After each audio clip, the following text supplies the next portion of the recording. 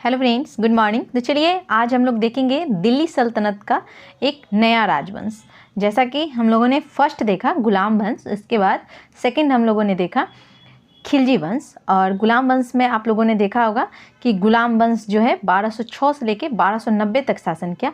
फिर 1290 में आपका आता है खिलजी वंश जो कि शासन करता है 1320 तक, और 1320 से स्टार्ट होता है तुगलक वंश जिसके संस्थापक जो थे वो गयासुद्दीन तुगलक को बोला जाता है, जिसे गाजी मलिक भी कहते हैं। ओके फ्रेंड्स, तो चलिए स्टार्ट करते हैं क्वेश्चन से। फर्स्ट क्वेश्चन है, अलाउद्दीन खिलजी के निम्न सेनाध्यक्षों में कौन सा तुगलक वंश का प्रथम सुल्तान बना? तो यहाँ पे आपका राइट आंसर हो जाएगा गाजी मलिक। जैसा कि हमने आपको बताया गयासुद्दीन तुगलक या गाजी मलिक के नाम से उसी को जाना जाता था। चलिए नेक्स्ट देखते हैं, गाजी मलिक किस वंश का संस्थापक था? तो गाजी मलिक किस वंश का था? तो ये तुगलक वंश का संस्थापक था।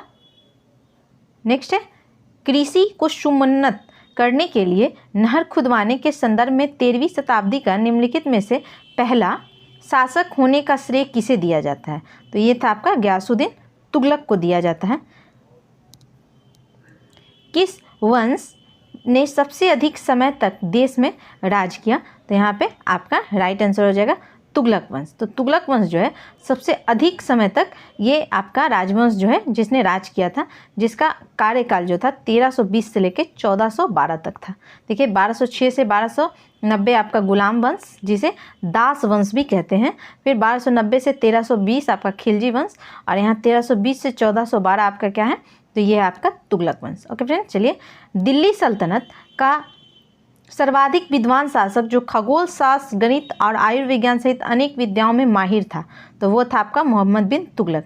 ये ऐसा सुल्तान था जो कि खगोल शास्त्र, गणित और आयुर्विज्ञान सब में वो क्या था? माहिर था।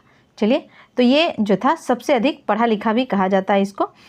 नेक्स्ट है, अमीर-ए-कोही एक नया विभाग किस सुल्तान द्वारा शुरू किया गया था? तो अमीर-ए-कोही जो है ये किसके द्वारा शुरू किया गया था? तो यहाँ पे आपका राइट आंसर जो है वो हो जाएगा मोहम्मद बिन तुगलक के द्वारा ये शुरू किया गया था। तो ये मोहम्मद बिन तुगलक ने कृषि की उन्नति के लिए एक नया विभाग दीवान-ए-अमीर-ए-कोही की स्थापना की थी। तो ये कृषि कार्य के लिए था। चलिए, और 60 वर्ग मील की भूमि का एक लंबा टुकड़ा इस कार्य के लिए चुना जाता था।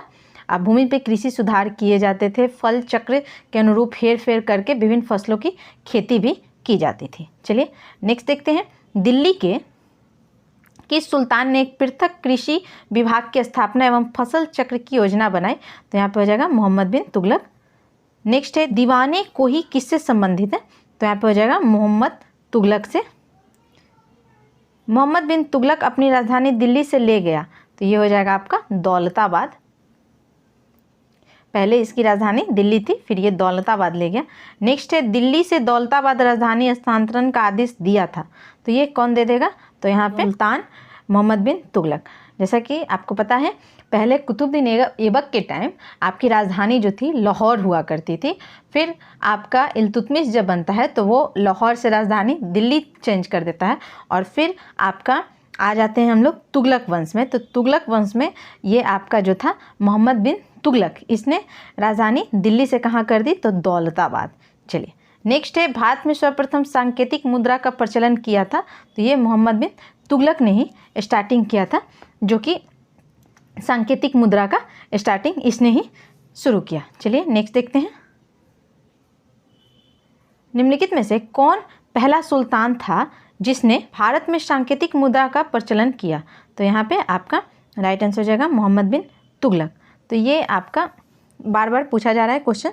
तो ये जो था आपका तांबे से मिश्रित जो था, इससे मिश्रित कांसे के सिक्के जारी किया, फिर उसने तत्कालीन जारी चांदी के सिक्के के बराबर था, और जिसे सांकेतिक मुद्रा कहा जाता था। देखिए, मोहम्मद बिन तुगलक का शासनकाल क्रांतिकारी योजनाओं के लिए जाना जाता है, और जिसने उसकी प्रमुख योजना मुद्रा व्यवस्था से संबंधित थी। सुल्तान ने तांबे तथा इससे मिश्रित कांसे के सिक्के जारी किए जिनका मूल्य तत्कालीन जारी चांदी के सिक्के बराबर था, जिसे सांकेतिक मुद्रा कहा जाता था। ऐसा प्रयोग करने वाला मोहम्मद बिन तुगलक भारत का पहला सुल्तान था। यह योजना बाजार में अव्यवस्था उत्पन्न होने के कारण असफल रही। ओके फ्रेंड्स, चलिए नेक्स्ट देखते हैं क्वेश्चन, यहाँ पे कथन और कारण वाला क्वेश्चन है। तो यहाँ आपका है मोहम्मद बिन तुगलक ने एक नया स्वर्ण सिक्का जारी किया जो इब्न बतूता द्वारा दिनार कहलाया गया। तो ये आपका बिल्कुल सही है, यानी ये तो आपका सही है। चलिए नेक्स्ट है कि मोहम्मद बिन तुगलक पश्चिम एशियाई तथा उत्तरी अफ्रीकी देशों के साथ व्यापार में अभिवृद्धि के लिए स्वर्ण सिक्के की टोकन मुद्रा जारी करना चाहता था। तो ये आपका क्या हो गया, गलत, यानी ए सही है लेकिन आर क्या है, गलत है, यानी राइट आंसर आपका यहाँ पे सी हो जाएगा। ओके फ्रेंड, चलिए नेक्स्ट देखते हैं। मध्यकालीन यात्री एवं लेखक इब्न बतूता किस देश का निवासी था? तो ये आपका मोरक्को का निवासी था। चलिए नेक्स्ट देखते हैं। निम्न कथनों पे आपको विचार करना है। तो यहाँ पे आपका बोल रहा है कि मोहम्मद तुगलक की प्रतीक मुद्रा योजना असफल सिद्ध हुई। चलिए नेक्स्ट है मोहम्मद तुगलक का मुद्रा निर्गमन का पर उचित नियंत्रण नहीं था। तो यहाँ पे आपका क्या हो जाएगा, तो ये दोनों सही है, आपका ए भी सही है और आर भी, और आर सही व्याख्या है ए की। ओके फ्रेंड्स, चलिए नेक्स्ट देखते हैं क्वेश्चन। मूल देश की यात्री इब्न बतूता किसके शासनकाल में भारत आया था? तो यहाँ पे हो जाएगा मोहम्मद बिन तुगलक के शासनकाल में। तो ये देखिए इब्न बतूता जो था 1333 से 1347 मोरक्को का मूल अफ्रीकी यात्री था, और यह मोहम्मद बिन तुगलक के कार्यकाल यानी 1325 से 1351 ईस्वी में भारत आया। तो ये मोहम्मद बिन तुगलक ने इसे दिल्ली का काजी नियुक्त किया था। तो जब ये आया था मोरक्को यात्री, तो ये जब आया तो इसे दिल्ली का काजी नियुक्त किया था मोहम्मद बिन तुगलक ने। नेक्स्ट है इब्न बतूता भारत में किसके शासनकाल में आया? तो यहाँ पे हो जाएगा मोहम्मद बिन तुगलक। किसने सल्तनत काल में डाक व्यवस्था का विस्तृत विवरण दिया? तो यहाँ पे डाक व्यवस्था जो है ये इब्न बतूता जो था ये उसी का देन था। डाक व्यवस्था का विस्तृत विवरण जो है इब्न बतूता ने दिया था। तो सल्तनत काल में डाक व्यवस्था का विस्तृत विवरण इब्न बतूता की यात्रा वृत्तांत द्वारा प्राप्त होता है। यह मोरक्को को तांजीर प्रदेश का निवासी था और मोहम्मद तुगलक के शासनकाल में भारत आया था। किताब उल रहला उसकी प्रसिद्ध पुस्तक है, ये इब्न बतूता की लिखी हुई पुस्तक है। चलिए नेक्स्ट देखते हैं क्वेश्चन। कश्मीर घाटी के अंतिम मुस्लिम शासक यूसुफ शाह चक, जिन्हें मुगल सम्राट अकबर द्वारा बिहार में निर्वासित किया गया था, दफन है। तो यहाँ पे आपका राइट आंसर हो जाएगा नालंदा में। नेक्स्ट है होली त्यौहार सार्वजनिक उत्सव में भाग लेने वाले दिल्ली का प्रथम सुल्तान कौन था? तो मोहम्मद बिन तुगलक। तो दिल्ली का ये प्रथम सुल्तान था जो हिंदुओं के त्यौहार मुख्यतः होली में भाग लेता था। इसके पहले कोई भी ऐसा सुल्तान नहीं किया था। नेक्स्ट है किस मुस्लिम शासक के निधन पर एक इतिहासकार ने कहा राजा को प्रजा से मुक्ति मिली व उन्हें राजा से? तो ये मोहम्मद बिन तुगलक की मृत्यु पे जो है एक इतिहासकार जो था उसने ये बात बोला था। मोहम्मद बिन तुगलक जब दौलताबाद में था तभी तागी के नेतृत्व में गुजरात में एक विद्रोह हुआ। सुल्तान स्वयं इस विद्रोह को दबाने के लिए गुजरात गया। तागी पराजित हुआ और भागकर सिंध चला गया। सुल्तान गुजरात में शांति व्यवस्था स्थापित कर तागी को समाप्त करने के लिए सिंध की ओर खाना हुआ। मार्ग में ही सुल्तान बीमार पड़ा और धट्टा के निकट 20 मार्च 1351 को इसकी मृत्यु हो गई। और इसके निधन पर बदायूनी ने लिखा है, बदायूनी जो इतिहासकार है उसने लिखा है कि सुल्तान को उसकी प्रजा से और प्रजा को अपने सुल्तान से मुक्ति मिल गई। ओके फ्रेंड्स, चलिए नेक्स्ट देखते हैं क्वेश्चन। इतिहासकार बदायूनी ने किसकी मृत्यु पे कहा था कि सुल्तान को अपनी प्रजा से और प्रजा को सुल्तान से मुक्ति मिल गई? तो यहाँ पे आपका क्या हो जाएगा, अभी आपने देखा मोहम्मद बिन तुगलक की मृत्यु पे ये बात बोला गया था। तो यानी राइट आंसर हो जाएगा आपका डी।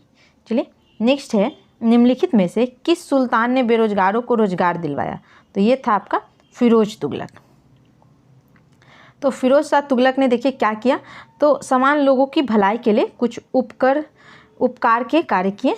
नियुक्ति के लिए एक दफ्तर यानी रोजगार दफ्तर खोलकर प्रत्येक मनुष्य को गुण एवं योग्यता की पूरी जांच पड़ताल के बाद यथासंभव अधिक से अधिक लोगों को नियुक्त कर देकर उसकी बेकारी यानी बेरोजगारी की समस्या को हल करने का प्रयास किया था फिरोज तुगलक ने। नेक्स्ट है बेरोजगारों के सहतार्थ दिल्ली के निम्नलिखित सुल्तानों में से किसने रोजगार कार्यालय की स्थापना की? तो यहाँ पे आपका राइट आंसर हो जाएगा फिरोज शाह तुगलक। दिल्ली का सुल्तान जो दान दक्षिणा के बारे में काफ़ी ध्यान रखता था और इसके लिए एक विभाग दीवान ए खैरात स्थापित किया, वो था आपका फिरोज तुगलक।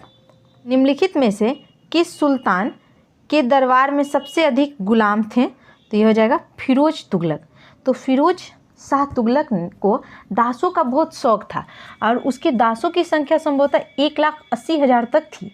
उनकी देखभाल के लिए एक पृथक विभाग दीवान ए बंदगान का गठन किया गया। उन दासों की शिक्षा का पूर्ण ध्यान रखा जाता था। प्रत्येक दास को 10 से 100 टके के बीच वेतन मिलता था तथा कभी कभी जांगीरें भी मिलती थी। फिरोज का यह शौक था कि राज्य के हानिकारक सिद्ध हो। फिरोज का यह शौक राज्य के लिए हानिकारक सिद्ध हुआ।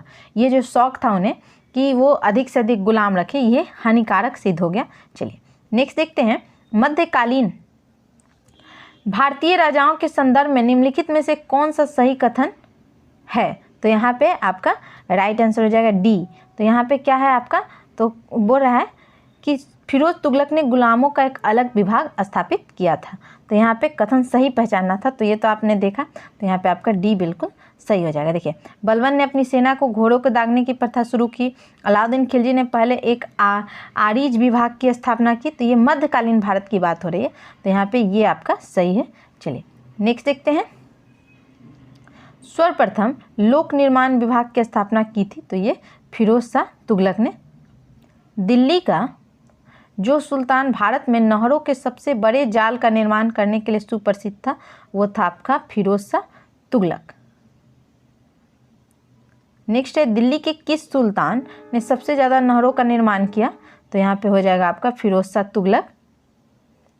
हक ए सर्व अथवा सिंचाई कर लगाने वाला दिल्ली का प्रथम सुल्तान, तो ये था आपका फिरोज तुगलक। दिल्ली के किस सुल्तान ने ब्राह्मणों पर जजिया कर लगाया? तो यहाँ पे आपका हो जाएगा फिरोज तुगलक, जो कि फिरोज तुगलक जो है ब्राह्मणों पे जजिया कर लगाया था और उस समय तक ब्राह्मण कर से मुक्त रखे गए थे। फिरोज के इस कदम के विरुद्ध दिल्ली के ब्राह्मणों ने भूख हड़ताल की थी तथा अंत में दिल्ली के अन्य हिंदुओं ने ब्राह्मणों के हिस्से का जजिया स्वयं देने का निर्णय लिया था। ओके फ्रेंड्स, चलिए नेक्स्ट है, निम्नलिखित में से किस सुल्तान ने फलों की गुणवत्ता सुधारने के लिए उपाय किए? तो वो हो जाएगा फिरोज तुगलक। तो इसने क्या किया था, तो अपनी अभिरुचि के कारण दिल्ली के निकट 1200 नए फलों के बाग लगाए और उसने अपने बागों में फलों की गुणवत्ता सुधारने के उपाय किए थे। चलिए, टोपड़ा तथा मेरठ से 2 अशोक स्तंभ लेख दिल्ली कौन लाया? तो फिरोज तुगलक। देखिए, तो ये आपका बोल रहा है कि फिरोज शाह तुगलक की विशेषता यह थी कि यह अपने पूर्ववर्ती राजाओं या कुलीन पुरुषों के भवनों की मरम्मत कराने एवं उन्हें पुनः निर्मित कराने पर बहुत ध्यान देता था। तो ये उसका अच्छा गुण था। उसने अपने निर्माण से अधिक महत्व उन भवनों को पुनः स्थापित करने में किया था। उसके द्वारा अशोक के 2 स्तंभ मेरठ एवं टोपड़ा, अब अम्बाला जिले में है ये टोपड़ा और मेरठ आपका, से दिल्ली लाया। टोपड़ा वाले स्तंभ को महल तथा फिरोजाबाद की मस्जिद के निकट पुनः स्थापित कराया। मेरठ वाले स्तंभ को दिल्ली के वर्तमान बड़ा हिंदू राव अस्पताल के निकट एक टीले कस के शिकार या आखेट स्थान के पास पुनः स्थापित कराया गया। नेक्स्ट है, दिल्ली का कौन सा सुल्तान अशोक स्तंभ को दिल्ली लाया था? तो ये हो जाएगा फिरोज शाह तुगलक। दिल्ली के किस सुल्तान ने इस उद्देश्य से अनुवाद विभाग की स्थापना की कि उससे दोनों संप्रदायों के लोगों में एक दूसरे के विचारों की समझ बेहतर हो सके? फिरोज तुगलक। राज्य के खर्च पर हज की व्यवस्था करने वाला पहला भारतीय शासक फिरोज तुगलक। तो ये देखिए, आपका राज्य के खर्च पर हज की व्यवस्था करने वाला पहला भारतीय शासक फिरोज तुगलक। उसने दारुल सफ़ा नामक एक खैराती अस्पताल की स्थापना की और उसे कुशल हकीम रखे, यानी डॉक्टरों की भी व्यवस्था की गई थी। नेक्स्ट है, फिरोज तुगलक द्वारा स्थापित दारुल सफ़ा क्या था? तो दारुल सफ़ा अभी आपने देखा, ये क्या था? आपका खैराती अस्पताल था। नेक्स्ट है, दिल्ली सल्तनत के तुगलक राजवंश का अंतिम शासक कौन था? तो यहाँ पे अंतिम शासक जो था वो था आपका नासिरुद्दीन महमूद। ये अंतिम शासक था तुगलक वंश का। नेक्स्ट है, तैमूर ने किसके शासनकाल में भारत पर आक्रमण किया? तो तैमूर जो है यहाँ पे आपके ऑप्शन है अलाउद्दीन खिलजी, फिरोज तुगलक, बहलोल लोदी और मोहम्मद बिन तुगलक। तो इसमें से किसके समय? तो यहाँ पे भारत पर तैमूर का आक्रमण वस्तुतः तुगलक शासक नसीरुद्दीन मोहम्मद के समय में हुआ था। तो यहाँ पे आपके पास ऑप्शंस जो हैं वो नहीं है, तो यहाँ आप जो है इन चारों में से कोई नहीं कीजिएगा। यहाँ राइट आंसर हो जाएगा नासिरुद्दीन महमूद। तो नासिरुद्दीन महमूद जो थे 1398 में इनका कार्यकाल रहा था। उस समय ये जो है तैमूर का आक्रमण हुआ था। चलिए नेक्स्ट देखते हैं। तैमूर लंग ने किस वर्ष भारत पर आक्रमण किया? तो यहाँ अभी आपने देखा 1398 में, और किसके समय में? तो यहाँ नासिरुद्दीन महमूद लिख लीजिए, नासिरुद्दीन महमूद के समय में ये आपका आक्रमण हुआ था। नेक्स्ट है तैमूर के आक्रमण के बाद भारत में किस वंश का राज स्थापित हुआ? तो यहाँ पे हो जाएगा सैयद वंश। तो यहाँ पे सैयद वंश जो है उसके बाद इस वंश का जो है स्थापना किया गया था। नेक्स्ट देखते हैं 43 निम्नलिखित को उनके कालानुक्रम व्यवस्थित करना है। तो चलिए देखते हैं। तो यहाँ पे आपका सबसे पहले आएगा रुकनुद्दीन। ओके फ्रेंड्स, चलिए, जो कि 1236 में इसका कार्यकाल है। नेक्स्ट है हमारा मुबारक खान, जिनका कार्यकाल 1316 से लेकर 1320 तक होगा। ओके फ्रेंड्स, नेक्स्ट है थर्ड हमारा फिरोज शाह तुगलक, जिसका कार्यकाल 1351 से 1388। ओके, 51 से 88 तक। और फिर है आपका आलम शाह, जो कि 1445 से लेके कहाँ तक? 1451 तक इनका कार्यकाल रहा। यानी सी ऑप्शन जो है ABCD यानी 1 2 3 4 यानी सी राइट आंसर है। तो ये फ्रेंड्स हम लोगों का तुगलक वंश था, जो कि आपने देखा 1320 से लेके आपका सबसे लंबा शासन रहा था तुगलक वंश का। तो ये आप लोगों को हमने बताया भी था कि इनका शासन जो था 1320 से लेके कब तक रहा? 1320 से लेके 1412 तक रहा। ओके फ्रेंड्स, तो यहाँ से याद रखिएगा सबसे लंबा शासन तुगलक वंश अब हम लोगों का कंप्लीट हो गया। अब हम लोग नेक्स्ट जो है वो देखेंगे, तो ये देखेंगे लोदी वंश। ओके फ्रेंड्स, तो अब हम लोग लोदी वंश देखेंगे। तो चलिए, आप हमारे चैनल पे न्यू हैं तो शेयर कर लीजिए, लाइक कर दीजिए और सब्सक्राइब जरूर कर लीजिए हमारे चैनल को। तो मिलते हैं नेक्स्ट वीडियो में लोदी वंश के साथ। तब तक के लिए थैंक यू।